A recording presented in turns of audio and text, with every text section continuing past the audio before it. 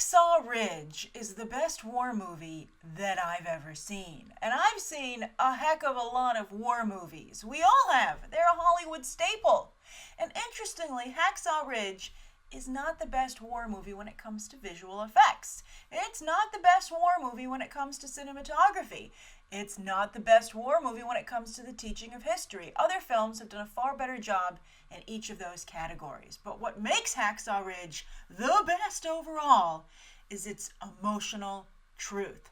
Just like with Passion of the Christ, where Mel Gibson made me understand Christianity, here with Hacksaw Ridge, he made me understand the bravery of soldiers. Now, let me clarify what I mean by understand, because I'm sure some of you are like, WTF, Grace, already in the comments. But what I mean is that before, of course, I knew about these things intellectually, but that implies distance. Like, that's something that happened, that's something people did. But what Mel Gibson is able to do is he's able to put me in the situation and to make me truly understand something that beforehand was not only unimaginable, but I didn't even know that I didn't truly get it. I think the best way to describe it is like the Matrix, and that Mel Gibson is able to plug you in with that strong emotional truth. For instance, one of the best shots in this movie is when they're standing right at the edge of Hacksaw Ridge, where they have to go up the side of the cliff face. And Mel Gibson pans up and he shows where they're hitting it with heavy artillery from the Navy offshore. And it's just exploding. And it looks like a painting, like one of the paintings that you see of like old time wars in museums.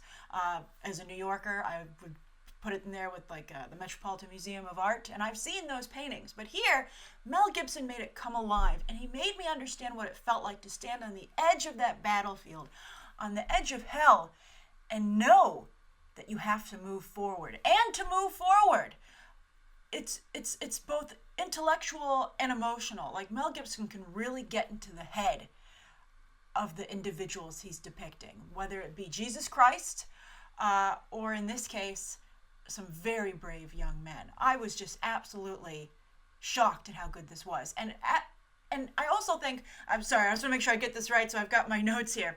Mel Gibson, yes, he is a master at depicting violence, and this is no exception.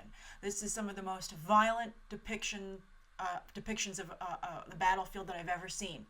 But Mel Gibson never does it gratuitously, and he never does it, in a way that is meant to disgust you.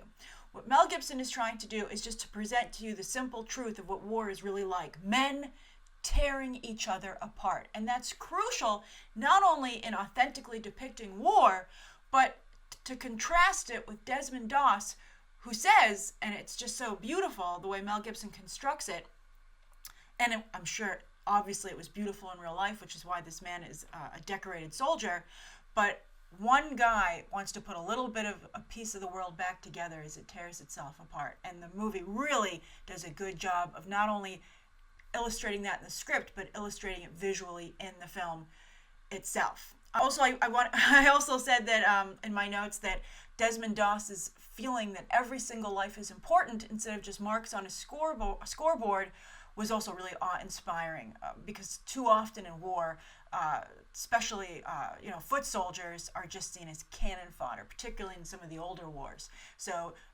it's just so great to see someone who doesn't feel that way in the middle of the battlefield and doing what they can to make a difference. It'll just take your breath away. Now, the movie isn't perfect. And not only did I say it's not the best visual effects, cinematography, or the teaching of history, but in the first third of the film, it's pretty clear that Mel Gibson needs a bigger budget.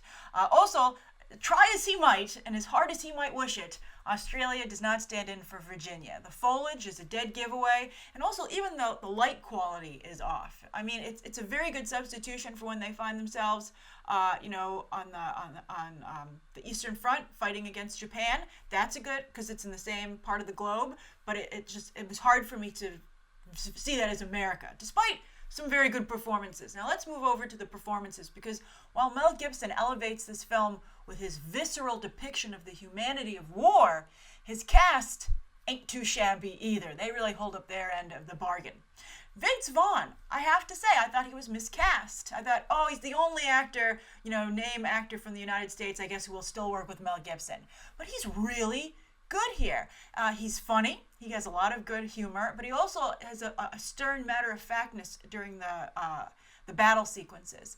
And I think he's really an important ingredient here because his matter-of-factness and humor keeps the movie from getting too sappy.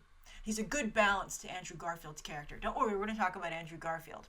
Then as for Luke Bracey, this is the first time that I've not only seen Luke Bracey do a good job, but have movie star potential. So Mel Gibson did him a real favor here.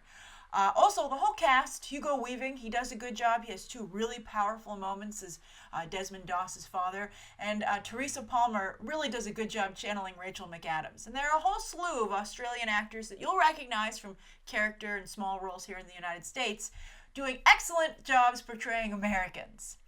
But the movie belongs to Andrew Garfield. His performance is spectacular to behold. He looks like he stepped out of the 1940s. So often these days, they'll do a period piece and, you have this, again, it's this intellectual distance where it's like, oh yeah, I'm depicting the 1940s. But I feel that Andrew Garfield actually felt he was in the 1940s. And so therefore he made me feel like he was in the 1940s. It was amazing and very refreshing. But even beyond him getting the feeling of the time period right, I would say that every single line, glance, and action was incredibly authentic. His performance was that deep.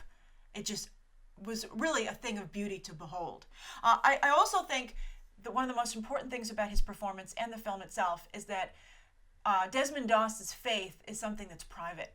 And he's not pushing his belief in Christianity on anybody else in the movie or watching the movie.